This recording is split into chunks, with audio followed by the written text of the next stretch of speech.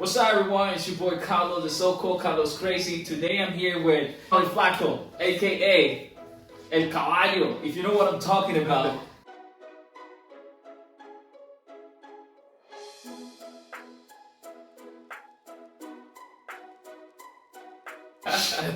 He's the man right here, for real. Hey, so Jhonny's gonna be with us today, having a little talk about his learning experience. So you guys enjoy this moment. Hey, Jhonny, welcome.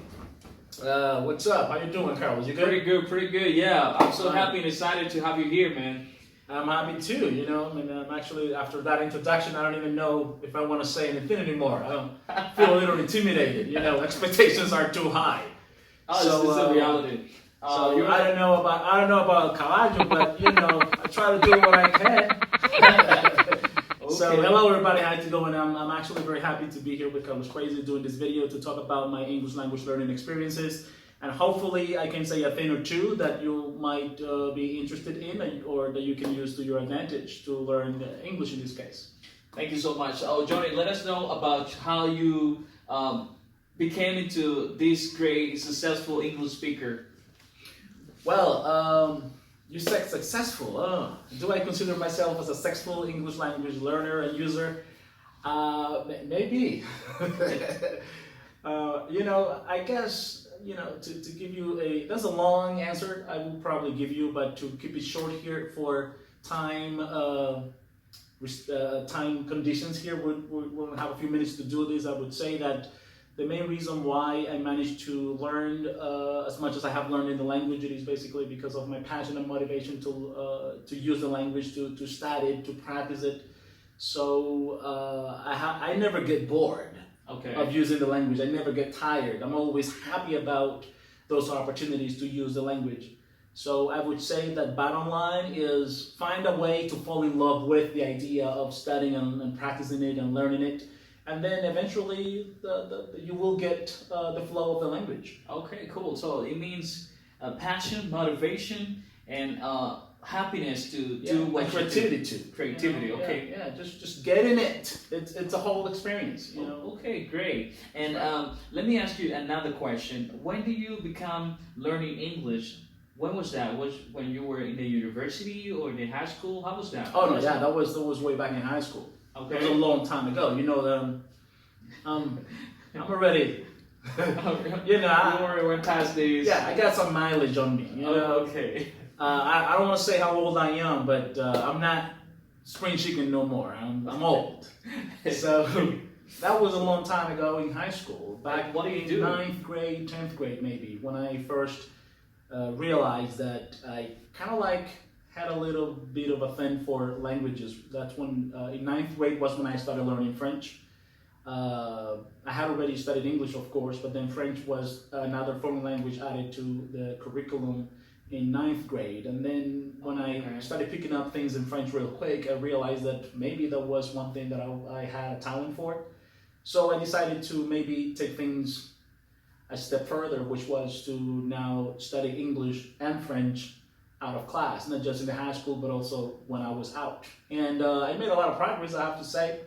I did a lot of things to learn, of course, and here I am today as an English teacher myself. Yeah. Oh, and I'm so happy that you made it this far, and you have made it this far in life, and you have been that inspiration. Many English speakers, learners have had, to have used to keep going in their learning process. And as a matter of fact, I am one of them.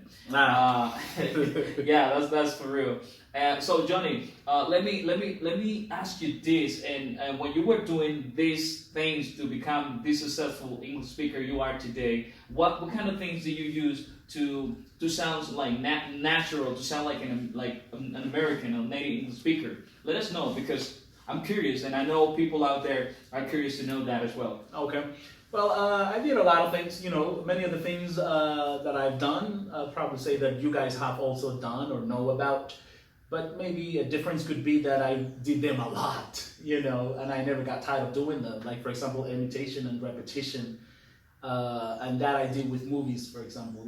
I would sometimes find characters in the movies to imitate and try to model the way I speak. Okay. to model my speech after theirs. You know, like I would pick a character for some reason. Maybe it was a bad guy that I liked for some reason. Maybe the way he spoke or the way he dressed or so. And then things that that particular character would say in the movie, I would write down. And then after watching the movie, I would just say the same things all over and over again, trying to repeat the same intonation pattern. And maybe that helped me a lot with pronunciation and also accent in general, if you want to put it that way. You know, because I think one thing that I do is I really try to sound in a particular way. You know, I really guide my actions or my English language learning activities to sound in a particular way. You know, it is not just something that happens spontaneously. I'm putting the work in so it sounds this way or that way. You know, if it gets to sound native like, then great. If it doesn't, at least that's what I'm trying to do. Okay, cool. Thank you so much. And what about this ghetto English? Is it okay? Do you use it with your friends? Well, I have learned a couple of expressions, and I can do a little bit of that sometimes. But as an English teacher myself, I really try to expose my students to let's say standard English, and then whenever I use expressions that I know are very informal or used in contexts that are non-professional, then I use it because I want to crack a joke or I want to be funny for some reason. But as a standard, I always make sure that even though I develop a particular accent in the way I talk, I also use expressions that are understood no matter where you are from or what kind of students I am teaching English to. Okay, so I'm kind of like 100% sure that my audience they're really intrigued. They just want to know where you're from, and they want to know all of that because they might say, no, this dude is from USA or from I don't know, from somewhere else. But so why don't you tell them? Yeah, why don't you tell them where you're from and how do you manage to to sound like that? You see? Okay, well, I am from Nuki,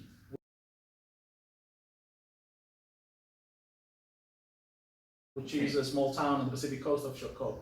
Okay. And I did high school there, and I was a tour guide there as well. I worked with tourism. I worked at a hotel as a tour guide, and there I had the chance to meet people who spoke English who came to Nuki for tourism. And that also helped me a lot to get to practice the language because these people were always open to practice with the locals, with me in that case. And that also helped me to get motivated and to see that I could communicate with foreigners who will come to Nuki for tourism. And also because I was doing some of the tours in English, the manager of the hotel would give us a little bit more money because it was me and three more people who were doing tours in English. And because of doing the tours in English, well, it was not 100% in English because back then my English wasn't really fluent. And the fact that we learned a little bit of English and we used it to explain those things to those who didn't speak Spanish, who were tourists in Nuki, we were paid a bonus for that. Wow, great. So it wasn't only the motivation to learn the language at that point in time, but also the fact that I would make more money.